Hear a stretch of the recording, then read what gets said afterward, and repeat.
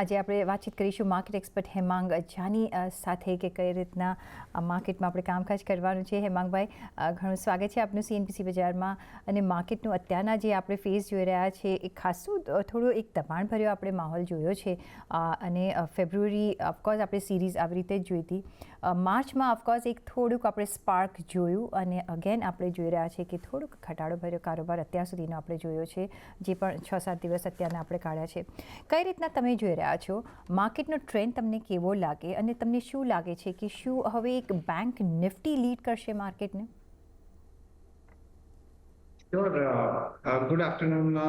So માર્કેટમાં આપણે definitely જોયું કે last almost about 6 to 7 months mid cap અને બ્રોડર માર્કેટ્સે ઘણું એક સારું રિવાઇવલ જોયું હતું. અને બેંક નિફ્ટી એ મોટું અંડર પરફોર્મન્સ પણ આપેલું છે. નિફ્ટી નું પરફોર્મન્સ વર્સસ મિડ કેપ અને બ્રોડર માર્કેટ ઘણું ઓછું હતું, અંડર પરફોર્મન્સ રહ્યું. તો આ જે અંડર પરફોર્મન્સ અને આઉટ પરફોર્મન્સની જે ડાયનેમિક્સ છે એ અમુક ટાઈમે ચેન્જ થતી હોય છે, which is very normal thing. So મને લાગે છે કે જે નેક્સ્ટ લેગ ઓફ રેલી છે એ large cap oriented, may be some of the banks, because HDFC bank, Kotak bank, even to some extent ICICI બેંકે અંડરપરફોર્મ કર્યું છે. પીએસયુ બેંક્સ ની લીડરશિપ હતી. તો આમાં થોડો ઘણો બદલાવ જરૂરથી આવી શકે છે. ઓલ્સો આપણે ધ્યાનમાં રાખવું જોઈએ કે જ્યારે માર્ચ એન્ડિંગ હોય અને જ્યારે મિડ કેપ અને સ્મોલ કેપમાં આટલી મોટી રેલી જોઈ હતી, તો એક કોઝ એક સ્વાભાવિક છે, એ part and parcel of market cycle છે. તો એનાથી બહુ વધારે પેનિક રિએક્શન આપવાની જરૂર નથી. It would be a sensible thing કે આપણે થોડો પ્રોફિટ બુક કરી લઈએ અને ફરીથી મારા ખ્યાલથી 1-2 વીકમાં જ્યારે માર્કેટ સ્ટેબિલાઇઝ થાય ત્યારે ફરીથી જોવું જોઈએ. મને એવું કોઈ મેજર કન્સર્ન માર્કેટમાં નથી લાગતું. આઈ થિંક જે થઈ રહ્યું છે એક હેલ્ધી કરેક્શન તરીકે જોવું જોઈએ. તો જે થઈ રહ્યું છે એક હેલ્ધી કરેક્શનની જેવી રીતે જોવું જોઈએ, કારણ કે માર્કેટ આપણે જોયું હતું કે થોડા રીઝન શોધતું હતું ને આવા જ્યારે રીઝન આવી જાય છે તો એક કરેક્શનનો ફેઝ આપણને જોવા મળી જતો હોય છે. પણ હેમાંગભાઈ, બેન્કિંગ સેક્ટર વિશે આપણે વાત કરીએ, બિકોઝ અહીંયા આપણે આ સેક્ટર એટલું ચાલ્યું નથી જેટલું નિફ્ટી ચાલ્યું હતું. અને સ્ટોક સ્પેસિફિક અહીંયા પણ આપણે મૂવમેન્ટ જોઈ છે. અને વિવર પીએસયુ એકદમ ચાલી ગયું હતું, પ્રાઇવેટ બેંક નથી ચાલ્યું, પણ પીએસયુ બેંકમાં હજી પણ આપણે જે બી હું રિપોર્ટ્સ વાંચી રહી છું કહી રહ્યા છે કે હજી પણ એમાં જોશ છે, હજી પણ એ અપમૂવ થઈ શકે છે. એનબીએફસીસ પર ઘણી બધી આશા રખાઈ હતી, પણ જે રીતના આપણે જોઈ રહ્યા છીએ એનબીએફસીઝમાં જે આરબીઆઈએ હવે પગલાં લીધા છે અને રાઇટલી સો, જે એમને પહેલાં સચેત કર્યા હતા કે અહીંયા આપણે ધ્યાન રાખવું જોઈએ, અને આઈઆઈએફએલ અને પછી આજે જેએમ ફિનાન્શિયલ પર જે પ્રતિબંધ લગાવ્યા છે, કઈ રીતના તમે એનબીએફસી એઝ અ સેક્ટર જોઈ રહ્યા છો અને અહીંયા તમે કયા કાઉન્ટર્સ પસંદ કરશો? એનબીએફસી એઝ અ સ્પેસ જોઈએ તો થોડું ઇવેન્ટફુલ રહી છે પાછલા 2-3 મહિનામાં. સૌથી પહેલા તમને યાદ હોય તો આરબીઆઈ એચડીએફસી બેંક ઉપર અમુક ડિસિપ્લિનરી એક્શન લીધું હતું, જ્યાં નવા ક્રેડિટ કાર્ડ રિલેટેડ બિઝનેસ ઉપર એક બ્રેક મારી હતી. પછી સબસિક્વન્ટલી પેટીએમમાં એક મોટું ક્લેમ્પ ડાઉન તરીકેનું એક્શન જોયું.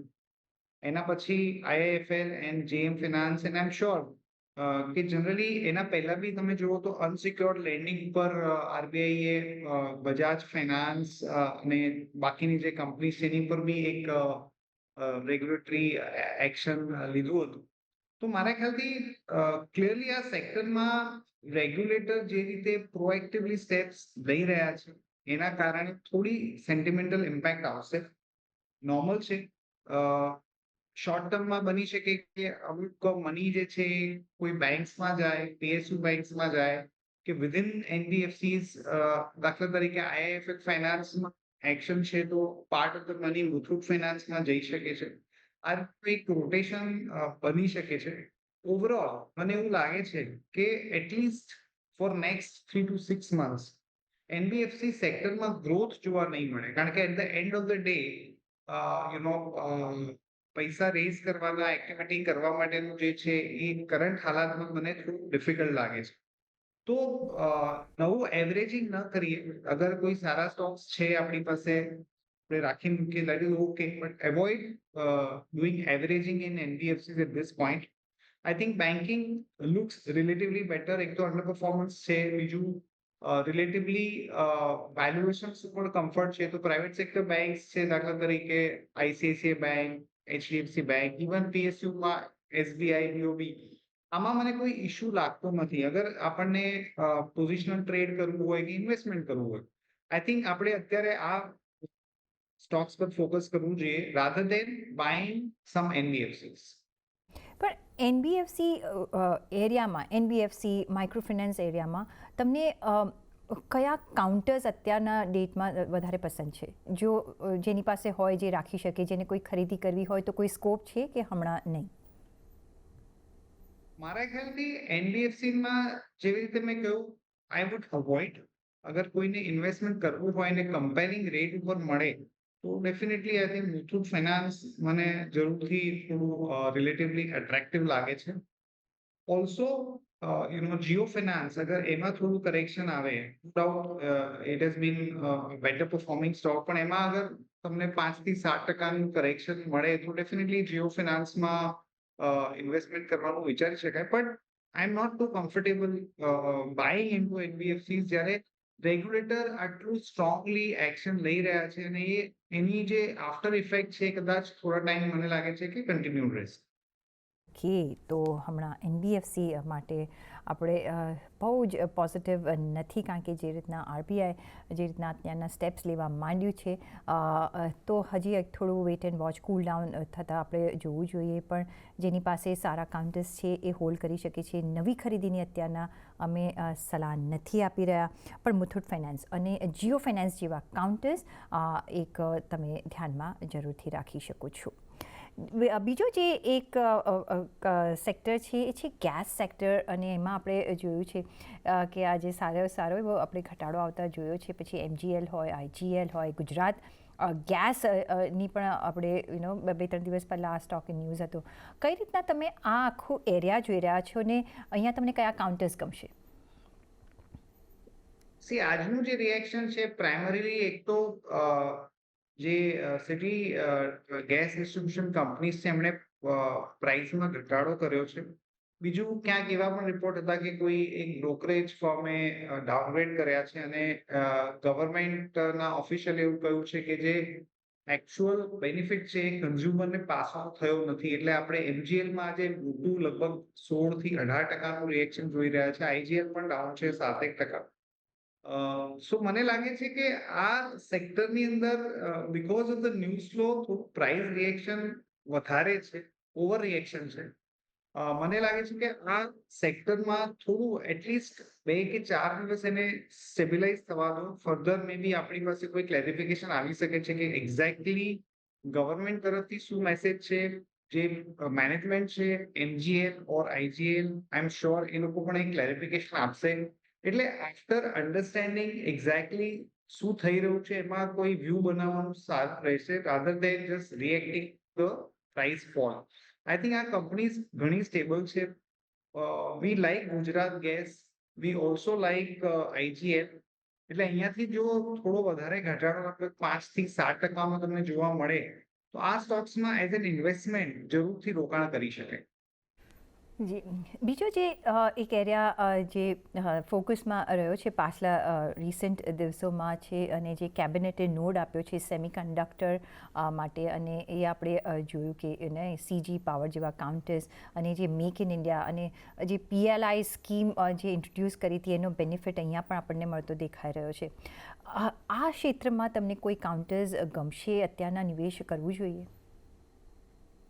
સેમિકન્ડક્ટર નું જે અનાઉન્સમેન્ટ છે ડેફિનેટલી પોઝિટિવ છે, અને ઘણી બધી ઇન્ડસ્ટ્રીમાં આપણું જે ડિપેન્ડન્સ હતું, પર્ટિક્યુલરલી લેટ્સ સે ઓટોમોબાઈલ અને એના રિલેટેડ, એના કારણે થોડું ડિસરપ્શન પણ આપણે આવતું જોયું હતું.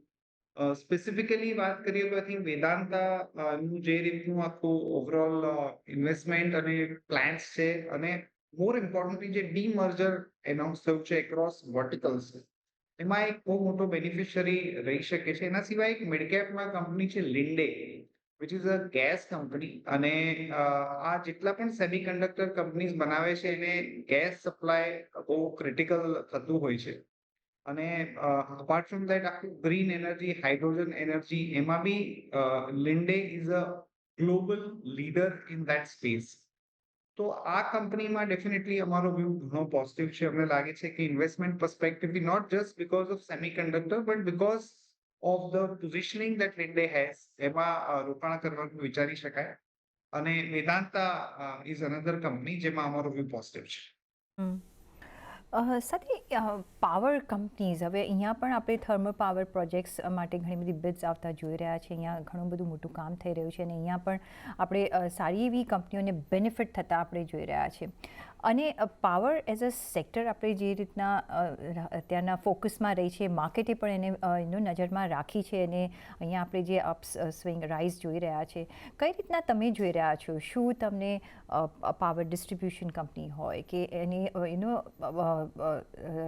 લોજિસ્ટિક્સ હોય, આખું ઇકોસિસ્ટમ જે બિલ્ડઅપ થઈ રહ્યું છે, ક્યાં તમે વધારે અત્યારના ધ્યાન આપશો, ઇન્ક્લુડિંગ જે રિન્યુએબલ ફેઝ છે, જે ફ્યુચર છે, કઈ રીતના આપણે અત્યારના અહીંયા બાયફર્કેટ કરીને રોકાણ કરવું જોઈએ? થીમ તરીકે ઇમર્જ થઈ છે.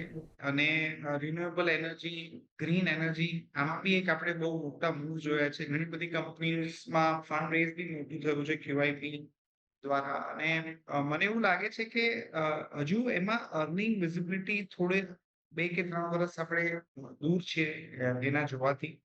આઈ થિંક થોડું કોન્સોલિડેશન આવશે. અત્યારે આપણે જસ્ટ બીકોઝ એક સ્ટોક 2 કે 3 ગણો થઈ ગયો હોય ને એમાં 10-15% નો ઘટાડો આવે તો જરૂરી નથી કે વી start buying those. I think Tata Power looks like a very interesting company.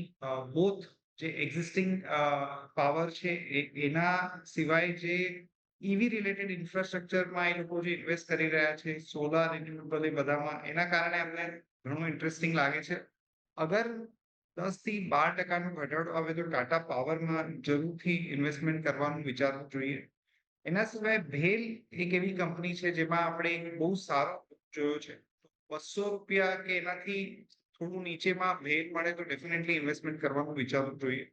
અને more than power generation, I think capex related જે કંપનીઝ છે, દાખલા તરીકે એબીબી, સિમેન્સ, આ નંબર્સ બી સારા હતા અને ઓવરઓલ ગ્રોથ પોટેન્શિયલ બી અમને વધારે સારું લાગી રહ્યું છે. તો આવી બધી કંપનીમાં ફોકસ કરવું જોઈએ. હેમાંગભાઈ, જે બીજો છે સેક્ટર, ડિફેન્સ સેક્ટર, અહીંયા પણ આપણે જોઈ રહ્યા છે કે BEML હોય, BHEL, of course you mentioned it, સાથે જ BEL, મેધાની, અહીંયા આપણે અને અહીંયા મેક ઇન ઇન્ડિયાનો પણ થીમ જે પ્લે કરી રહ્યો છે, કઈ રીતના તમે ડિફેન્સ એઝ અ સેક્ટર અને કયા કાઉન્ટર્સ તમને અહીંયા ગમશે?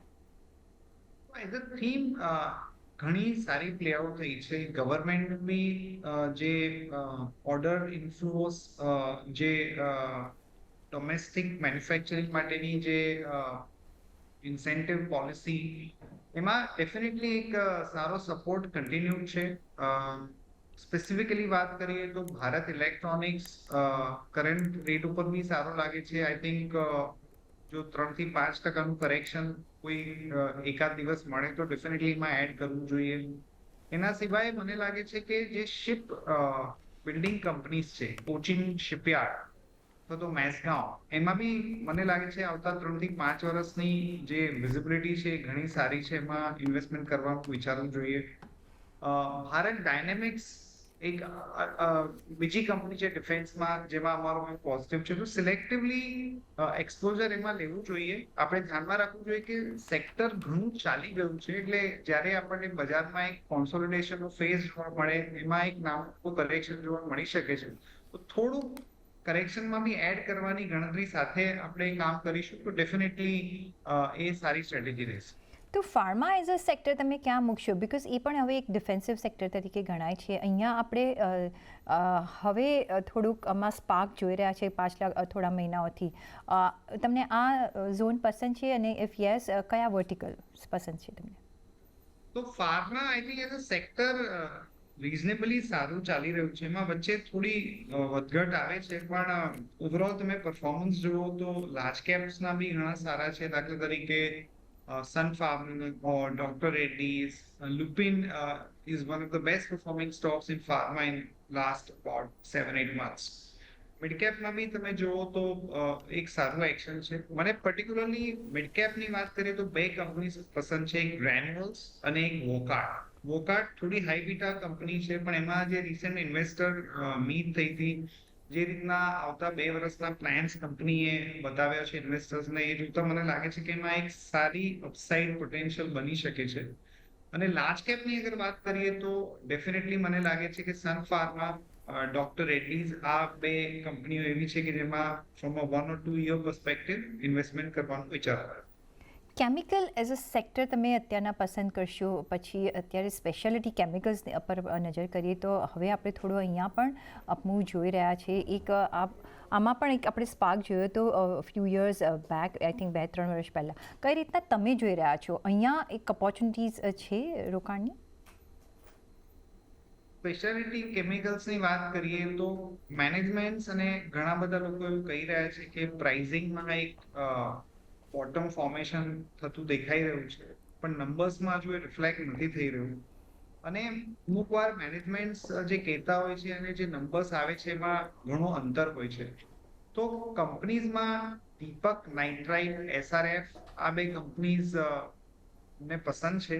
સો અગર 2 વર્ષનો વ્યૂ હોય તો ડેફિનેટલી 1 કે 2 પાર્ટમાં નિવેશ કરવાનું વિચારી શકાય.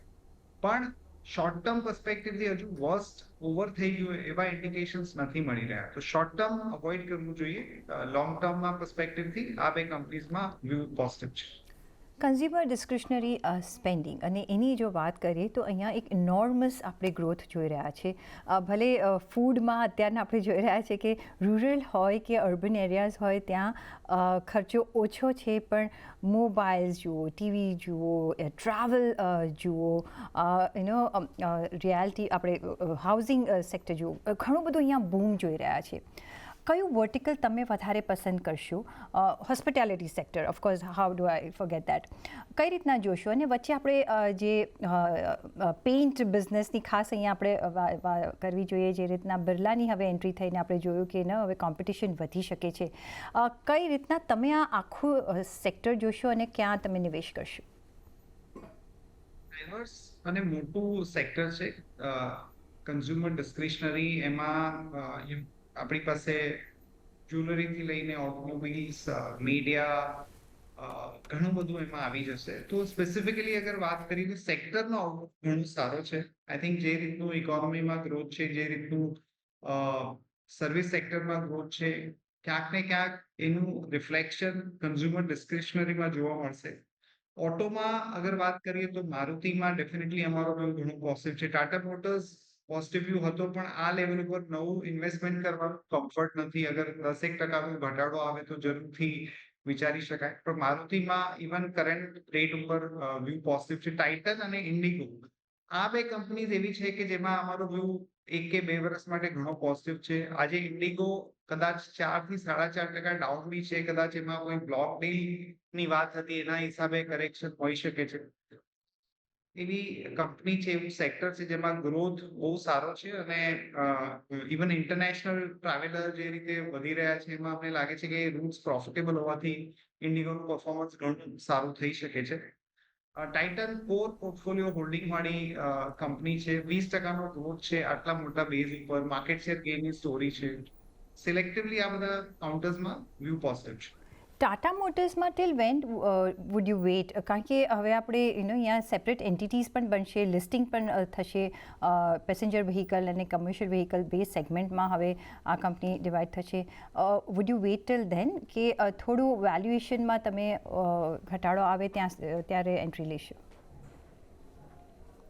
ટાટા મોટર લાસ્ટ 1 યરમાં બેસ્ટ પરફોર્મિંગ નિફ્ટી સ્ટોક રહ્યો છે. ઓલમોસ્ટ ડબલ થઈ ગયો સ્ટોક.